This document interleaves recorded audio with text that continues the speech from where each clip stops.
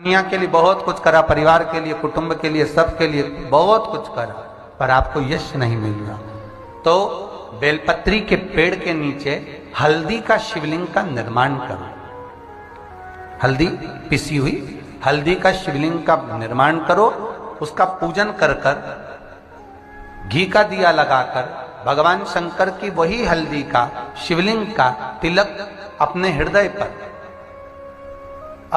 पर, चाहे पुरुष हो चाहे स्त्री हो, अपने हृदय पर कंठ के पास उस तिलक को लगाएं और बाबा का विसर्जन उसी बेलपत्री के पेड़ के नीचे जल डालकर कर दें। महाराज, यश मिलना प्रारंभ हो जाता है। केवल ये यश के लिए ही नहीं होता, इसका एक क्रम और है। मान लो आप किसी मीटिंग में बैठे हो, किसी अच्छी जगह पर बैठे हो, किसी कंपनी के इंटरव्यू में बैठे हुए हो, कोई कंपनी आपके कॉलेज, इस पीपल के वृक्ष के नीचे जो शनिवार को दिया लगाएगा वो लक्ष्मी और नारायण को अपने घर ले जाएगा। इसलिए शनिवार के दिन पीपल के वृक्ष के नीचे दिया का प्रमाण है महाराज। और सुन दरिद्रता देवी, तेरे पेड़ के नीचे जो दो स्थान, शंकर के मंदिर के दो स्थान,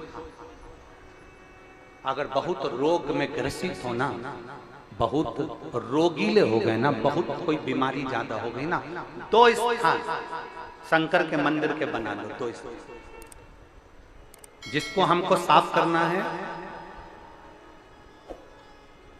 दो स्थान, और वहां चंदन की एक बिंदी रखकर आना। दो स्थान बना लो। पहला, ये जो जलाधारी है, अशोक सुंदरी वाला जो स्थान है, पहला स्थान अशोक सुंदरी का स्थान, जहां पर बीच में एक मोटी सी लाइन रहती है, उसके आसपास में जो जगह रहती है, उस जगह को जल से साफ करिए। और जल से साफ करने के बाद में उसी को अपने शरीर पर थोड़ा सा लगाइए, हाथ को धो लीजिए, थोड़ी सी चंदन की बिंदी दोनों ओर लगा दीजिए। पहला स्थान।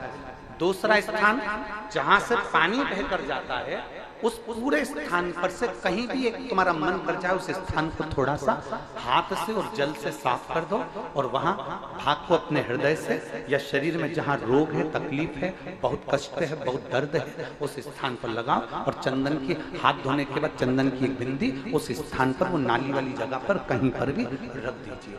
ये दो जगह आप साफ करना सीख जाओ।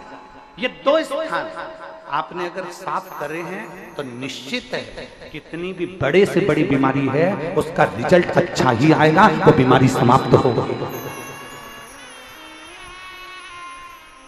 वो बीमारी समाप्त होगी, निश्चित है। थोड़ा समय लगेगा, थोड़ा समय लग सकता है, पर आप अपने भरोसे से अगर करोगे तो निश्चित। हम तो यहां तक कहेंगे,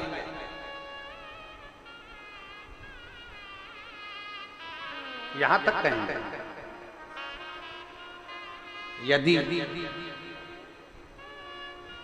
इन नेत्रों की रोशनी भी अगर कम हो रही है ना, आप चश्मा लगाओ, डॉक्टर को दिखाओ, दवाइयां लो, जांचें कराओ, डॉक्टर बोले ऑपरेशन का ऑपरेशन कराओ, क्योंकि हमने पहले भी कहा कि डॉक्टर शंकर का एक रूप होता है। हमने पहले भी कहा कि डॉक्टर शिव का एक रूप होता है। आप जांच कराइए, आप डॉक्टर को दिखाइए।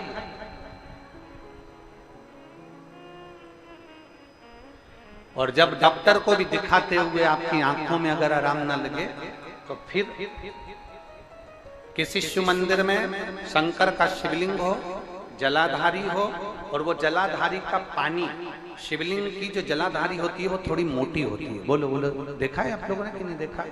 जिसपे ये शिवलिंग रखा रहता है, ये शिवलिंग जिस पे रखा है वो मोटा होता है कि नहीं? तो वो जलाधारी जो मोटी होती है ना चारों तरफ, तो शंकर पे चढ़ा हुआ जल इस जलाधारी में से जब यहाँ से बहकर आता है, उस स्थान पर अपनी हथेली का स्पर्श करिए, और स्पर्श कर कर शंकर के मंदिर में ही नेत्रों को लगाने का प्रयास करिए। 22 से 25 दिन तक आंखों में लगाने का प्रयास करना। 30वें दिन हमको पत्र लिखकर भेजना कि आपकी आंख की रोशनी बढ़ना प्रारंभ हुई कि नहीं, आपका चश्मे का नंबर ठीक हुआ कि नहीं। नेत्रों पर इस स्थान का महत्व है। ये गणेश और कार्तिकेय का स्थान, बीच में अशोक सुंदरी का स्थान, शिवलिंग, शंकर के ऊपर जो जल गिरता है, शंकर जी की 5 लड़कियां, जया, विषहरा, सामरीबारी, दौतली, देव, जिस पर शिवलिंग रखा है, ये पार्वती जी का हस्तकमल। और ये जो भाग है जहां से जल नीचे गिर रहा है, ये 33 कोटि देवी देवताओं की जो धर्म पत्नियां हैं उनका स्थान होता है, जहां से ये जल नीचे की ओर आता है। उस स्थान पर अपनी हथेली का स्पर्श कर कर अपने नेत्रों पर लगाना प्रतिदिन प्रारंभ करो। 25 दिन के बाद बात करेंगे कि नेत्र की रोशनी बढ़ती है कि नहीं। जांच भी कराना, डॉक्टर को दिखाना भी कि हमारी नेत्र की रोशनी का कितना अंतर है, जरा देखकर बताओ। जरा देखिए,